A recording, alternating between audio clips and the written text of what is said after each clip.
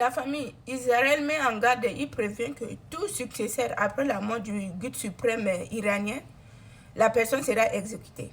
Mais j'ai une question à vous poser. Venez, on va répondre. Que tu sois musulman ou chrétien, mais analysons les choses dans la logique. Moi, depuis qu'on m'a mis au monde, j'ai grandi et j'ai commencé déjà à connaître la guerre entre l'Iran et Israël. J'ai pris connaissance là. Je ne sais pas, est-ce que je peux compter le nombre de leaders iraniens que Israël a éliminé? C'est beaucoup.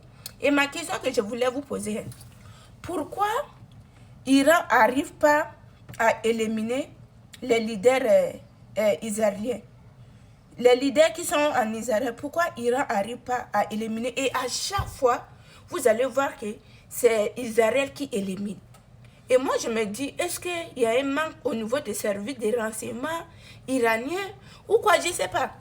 Ou au niveau de l'Iran, il y a beaucoup de traîtres qui en Israël, je ne comprends pas. Parce qu'on peut tout dire, hein. On peut dire tout. On peut dire que l'Iran est fort.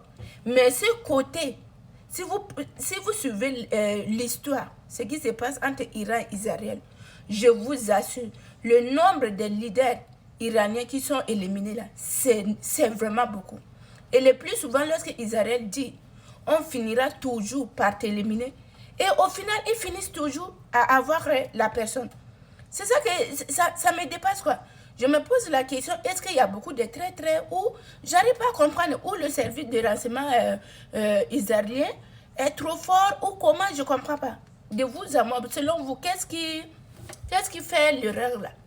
Vous comprenez? Même vous pouvez observer. Allez faire des recherches et vous allez voir le nombre des généraux, des capitaines, de ceci. À chaque fois, vous allez écouter que Israël a éliminé. Israël a éliminé. Israël a éliminé. Mais côté Israël, pour que l'Iran arrive à éliminer, il n'y en a pas. Je vous donne un exemple. Le Premier ministre Netanyahou, c'est depuis qu'il est au pouvoir. C'est depuis des années qu'il est au pouvoir. Et il reste toujours.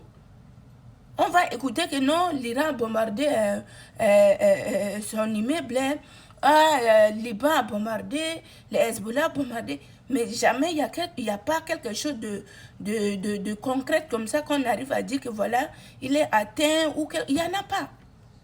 En vrai dit, pour moi, dans ma tête, je dis peut-être il y a beaucoup des infiltrés au niveau de l'Iran. Parce que je ne sais pas comment on peut expliquer ça. Il y a beaucoup de gens les leaders iraniens de mouvement de quoi, les armées de révolution là, il y a beaucoup qui ont perdu la vie.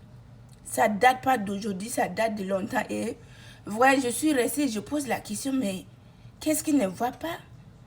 Où c'est servi de... Je ne sais pas. Et de plus encore, on va dire que tel pays comme ça fournit les informations à l'Iran, mais il ne peut pas fournir les informations pour les cibles, pour que l'Iran puisse attaquer. C'est ma question, quoi. Répondez dans les commentaires, la famille.